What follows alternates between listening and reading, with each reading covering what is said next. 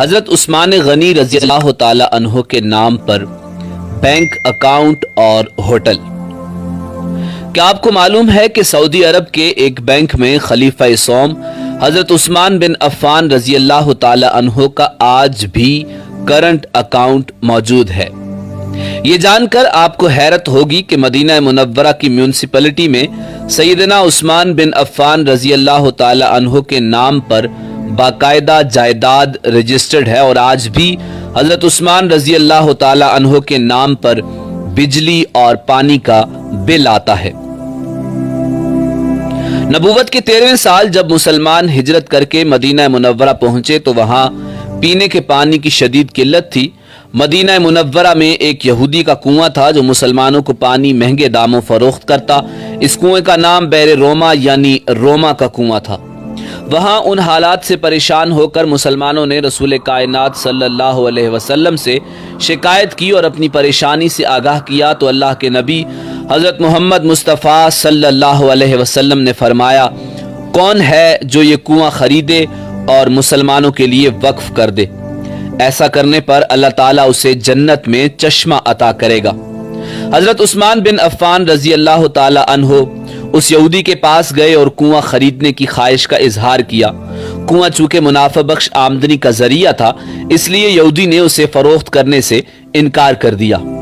حضرت عثمان رضی اللہ تعالی عنہ نے یہ تدبیر کی کہ یہودی سے کہا، پورا کنواں نہ صحیح، آدھا کنواں مجھے فروخت کر دو۔ آدھا کنواں فروخت کرنے پر ایک دن کنویں کا پانی تمہارا ہوگا اور دوسرے دن میرا ہوگا۔ یہودی ان کی اس پیشکش پر لالچ میں آ گیا۔ اس نے سوچا کہ حضرت عثمان رضی اللہ تعالی عنہ اپنے دن میں پانی مہنگے داموں فروخت کریں گے، اس طرح اسے زیادہ منافع کمانے کا موقع مل جائے گا۔ چنانچہ اس نے آدھا کنواں حضرت عثمان رضی اللہ تعالی عنہ کو فروخت کر دیا۔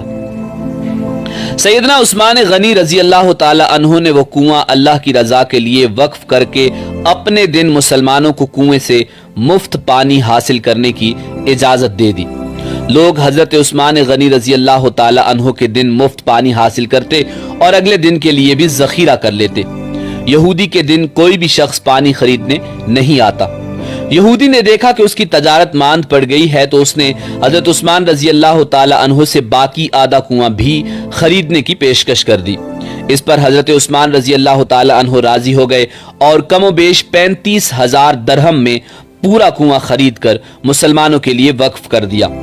اس دوران ایک مالدار آدمی نے حضرت عثمان رضی اللہ تعالی عنہ کو کنواں 2 گنا قیمت پر خریدنے کی پیشکش کی۔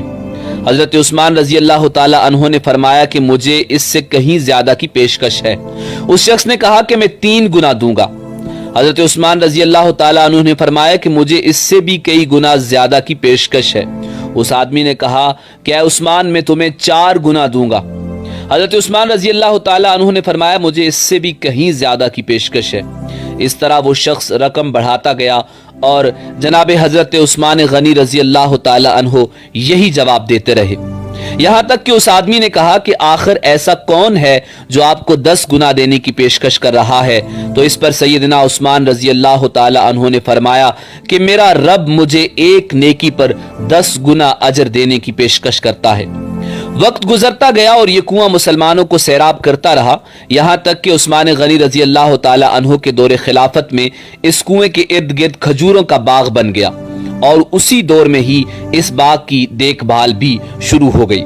بعد ازاں آل سعود کے عہد میں اس باغ میں کھجور کے درختوں کی تعداد تقریباً 1550 ہو گئی۔ حکومت وقت نے اس باغ کے گرد 4 دیواری بنوائی اور یہ جگہ میونسپلٹی میں حضرت عثمان بن عفان رضی اللہ تعالی عنہ کے نام پر رجسٹرڈ کر دی گئی۔ وزارت زراعت یہاں کی کھجوریں بازار میں فروخت کرتی اور اس سے حاصل ہونے والی آمدنی سیدنا عثمان بن عفان رضی اللہ تعالی عنہ کے نام پر بینک میں جمع کرواتی رہی۔ چلتے چلتے یہاں تک اس اکاؤنٹ میں اتنی رقم جمع ہو گئی کہ مدینہ منورہ کے مرکزی علاقہ میں اس باغ کی آمدنی سے ایک کشادہ پلاٹ خریدا گیا جہاں ہوٹل عثمان بن عفان رضی اللہ تعالی عنہ کے نام سے ایک رہائشی ہوٹل تعمیر کیا جانے لگا۔ اس رہائشی ہوٹل سے سالانہ 50 ملین ریال آمدنی متوقع ہے۔ جس کا آدھا حصہ غریبوں اور مسکینوں کی کفالت اور باقی آدھا حصہ حضرت عثمان بن عفان رضی اللہ تعالی عنہ کے بینک اکاؤنٹ میں جمع ہوگا۔ ذوالنورین سیدنا عثمان بن عفان رضی اللہ تعالی عنہ کے اس عمل اور خلوص نیت کو اللہ رب العزت نے اپنی بارگاہ میں ایسے قبول فرمایا اور اس میں اتنی برکت عطا فرمائی کہ قیامت تک ان کے لیے صدقہ جاریہ بنا دیا۔ یہی وہ لوگ ہیں جن کی جانیں اور مال اللہ تعالیٰ نے اپنی جنتوں کے بدلے خرید لیے۔